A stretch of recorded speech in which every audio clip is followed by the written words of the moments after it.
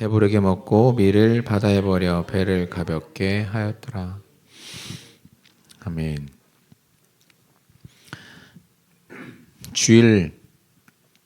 주일마다 우리가 나누고 있는 말씀인데 이 한 토막입니다. 이 한 토막은 우리가 이제 돌아오는 주일날 도대체 그럼 바울이 이 사건 가운데 왜 들어있는가에 대한 그 의미를 나눌 텐데 그 의미를 나누기 전에 우리가 고난의 길에 들어갔을 때 있는 일들을 잠깐 이 배에서 묘사하고 있는 것을 나누려고 합니다. 너무나 잘 알고 있는 이야기인데 우리에게 고난이 시작이 되면 얼마 전에 그 차인표라는 배우가 사도행전이라는 그 다큐멘터리를 기독교 텔레비전 프로그램 CGN이랑 같이 제작을 하는데 거기서 이런 고백을 하더라고요.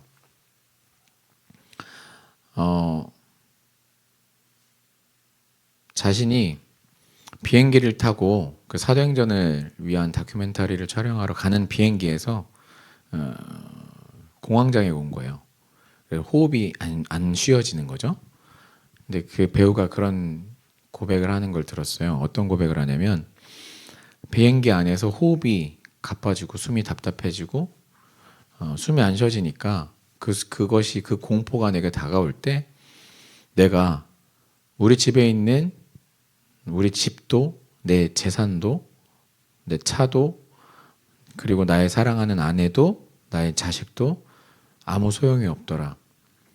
이 순간 나를 구원할 수 있는 것은 아무것도 없더라 라고 고백을 하면서 그가 이렇게 얘기를 하는 거죠. 내가 사도행전에 바울을 고백하러 가는데 하나님께서 나에게 그 바울의 심정을 간접적으로나마 느끼게 해주신 건 아닐까라고 생각을 했다고 고백하는 걸 들었어요.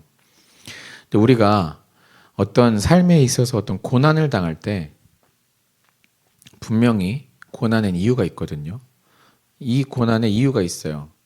바울이 이 고난을 당하는 이유가 있어요. 근데 바울이 아닌 오늘 다른 사람들을 좀 보는 겁니다. 바울에게는 그 고난을 이 길을 가야 할 이유가 있고 이 길에 이유가 있지만 지금 이 고난에 세상에서 알 수 없는 고난에 빠졌을 때 사람들의 모습은 어떠하냐 이렇습니다.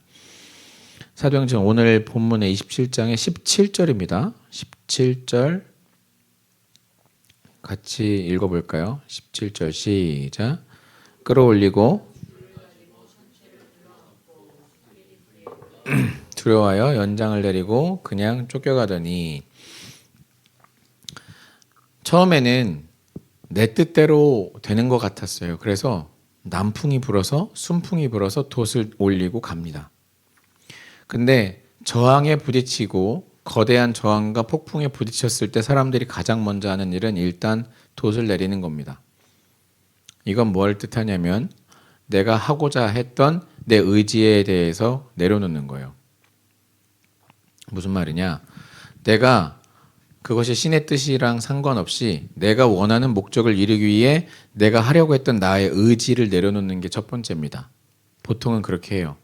그런데 그게 의지를 내려놓는 게 다 되지 않아서 최선을 다해서 또 애쓰지만 대부분 한풀 꺾이기 마련이죠. 왜 이런 일이 일어나지? 라고 생각하면서 한풀을 꺾죠. 그 다음에는 어떤 일이 일어납니까? 18절입니다. 같이 읽어볼까요? 시작. 우리가 풍랑으로 심히 애쓰다가 첫 번째는 의지가 좀 꺾이는 것 같아요. 그런데 그 다음에 내려놓는 거는 짐입니다. 짐이라는 게 재밌지 않아요? 우리가 해외여행을 갈 때 몇 킬로 싸가지고 가요? 한국 사람들은 진짜 편하대요. 항공사 직원들이. 왠지 아세요? 짐을 잴 필요가 없대요. 다들 알아서 막 체중계에 올려갖고 이거 18kg나 19kg나 해가지고 막 아주 그냥 부산한 민족들이 다 해서 온대요. 우리 20kg 그죠? 조금 더 초과하면 23kg. 그다음에 이제 엑스트라 차지하면은 이제 한 30kg. 근데 우리는 그것의 이름을 뭐라고 그래요?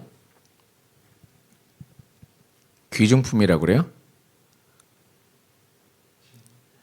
진짜 신기하지 않아요? 우리는 그것의 이름을 짐이라고 해요. 그래서 인생의 어떤 풍랑이 일 때 가장 먼저 하는 게 뭔지 아십니까? 내가 그 바리바리 싸갔던, 내가 이번에 여름인 나라로 가니까, 내가 이번에 겨울인 나라로 가니까 거기서 화려하게 입어야지 생각했던 나의 예쁜 옷들, 거기서 내가 거기서 필요하다고 생각했던 액세서리들, 이 모든 게 뭐예요? 짐이라는 거예요. 그래서 우리 인생은 짐보따를 들고 가는 거예요.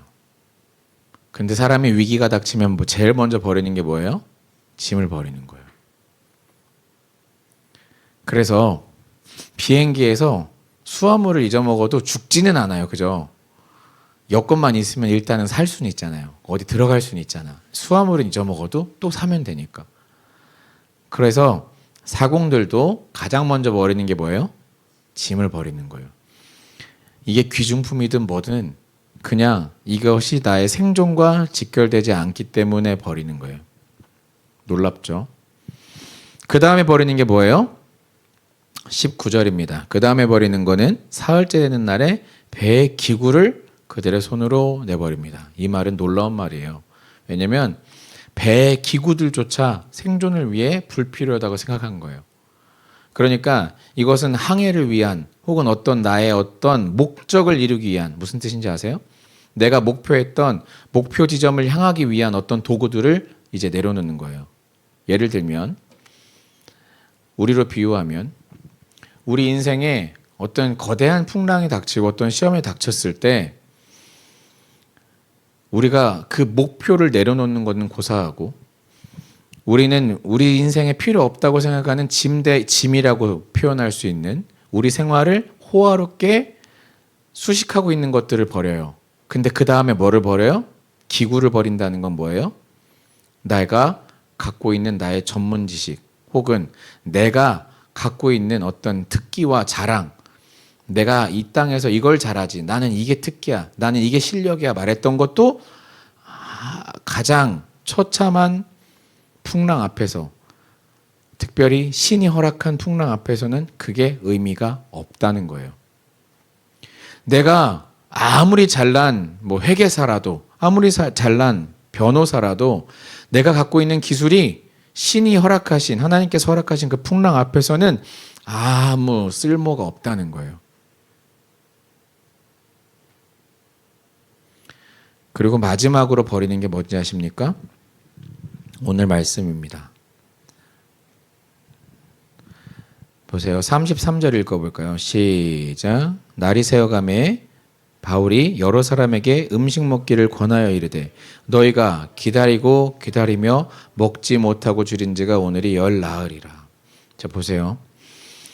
이제 믿음의 사람과 믿음이 없는 사람의 모습이 나오기 시작하는데, 마지막까지 이들이 포기하지 않고 집념으로 버티는 건 뭐냐면, 내가 어떻게든 여기서 살아가겠지라는 생각을 하다가 그것조차도 사라져가는 때입니다. 내게 이제 살 방법이 없구나라고 생각할 때, 그때 맨 마지막에 버리는 것은 무엇이냐?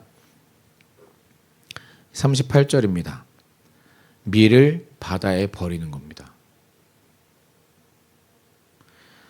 그런데 이 밀을 바다에 버린다는 건 뭐냐면, 쉽게 말하면 내가 생존에 필요한 것들조차도 내려놓는다는 거예요. 이해가 가세요? 그러니까 내가 가진 기술을 내려놓는 게 아니에요. 내가 밥을 먹고 살 수 있는 이런 기술 말고요. 이 마지막에 음식을 버린다는 뜻은 내가 갖고 있는 내 마지막 희망조차도 버리는 거예요. 쉽게 말하면 내 생명이에요. 그런데 지금까지 이 사람들은 음식을 버릴 수 있었다 없었다? 먹지도 못하는 음식을 가지고 있었던 거예요. 자, 그러면 우리 인생은 어떻다? 우리 인생이 풍랑이 일기 시작하면 어떻게 되는 거예요? 첫 번째는 우리 인생이 풍랑이 일면, 여러분 생각을 해보세요. 내가 몸이 아픈데 무슨 부자가 중요해요? 무슨 승진이 중요해요? 대학교? 여러분 생각을 해보세요. 아이가 아파요. 그러면 아픈 아이 보고 야, 너 서울대 가야지 이래요? 뭐라 그래요? 사람한다오. 이 병 고쳐져만 다오. 그럼 아빠가 뭐든 다 해줄게, 이렇지 않아요? 근데 우리는 어떻게 살고 있느냐? 어떤 내가 생각한 목표를 향해서 다가가기 때문에 하나님이 나에게 허락하시는 삶이 아니라 내가 스스로 만들어낸 어떤 허상 가운데 살아가요. 그리고 그 목표를 향해 달려가요. 근데 풍랑이 후 불면 어떻게 돼요? 목표를 처음 내려놔요. 그리고 내 주변에 있는 것, 쓸데없는 것들이 먼저 포기되고, 아직도 포기 못하는 게 뭐예요? 내 가진 자랑, 나의 기술, 나의 능력. 근데 그것까지 포기되면 맨 마지막에 포기하는 건 뭐예요? 하나님, 나는 당신이 없으면 살 수 없습니다예요. 그럼 뭐가 다르냐?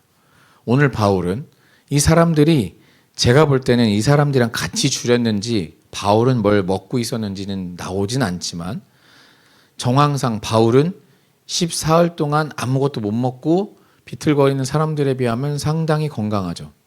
정신이 건강하고 그는 또렷하죠. 그리고 심지어 다른 사람들을 위로하고 있죠. 왜 그럴까요? 애초에 목표가 다르기 때문이에요.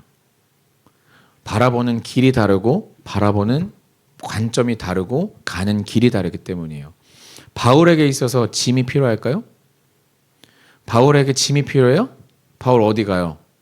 로마로 죽으러 가요. 전도하다가 죽을 거예요. 그럼 바울에게 뭐 럭셔리가 필요해요? 명품이 필요해요? 아무 근심이 없겠죠. 바울에게 뭐 기술이 필요해요? 뭐가 필요해요? 바울은 하나님 하나면, 예수님 하나면 충분한 사람이에요. 그러니까 풍랑이 일기 시작할 때 예수 믿는 사람은 왜 빛나냐? 그는 세상의 가치 때문에 흔들리지 않는 거예요. 그는 세상의 짐 때문에 흔들리지 않는 거예요. 여러분이 생각하는 그 소중한 그거 있죠?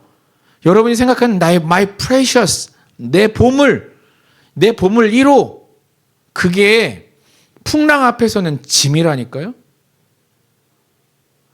내 인생의 위기 앞에서는 그건 짐이에요, 짐. 여러분 생각을 해보세요. 비행기가 만약에 불시착을 했어요. 불시착한 비행기가 뭐 산에 떨어졌다고 생각합시다. 그러면 28인치짜리 캐리어를 오 마이 프레셔 하고 짊어지고 그 산을 등반할 사람이 있나요? 그 짐짝이에요, 짐짝. 그런데 우리는 어떻게 생각하냐? 우리 인생의 우선순위가 어디가 있어요? 짐. 1번 짐.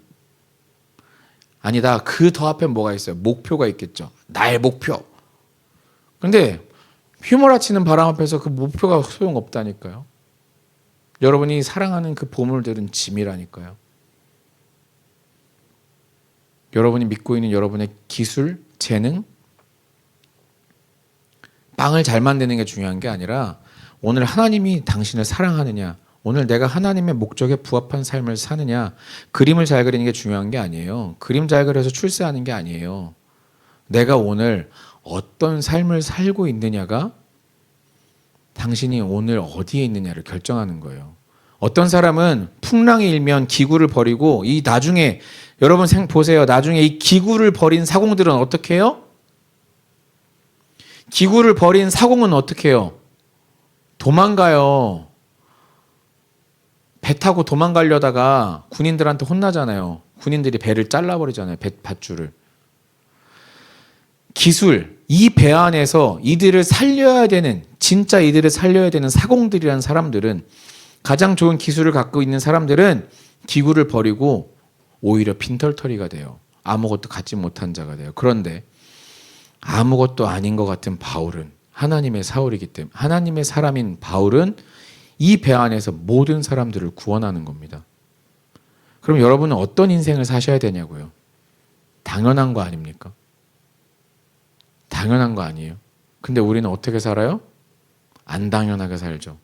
세상 사람들이랑 똑같은 규격, 똑같은 갈망, 똑같은 희망을 가지고 살죠.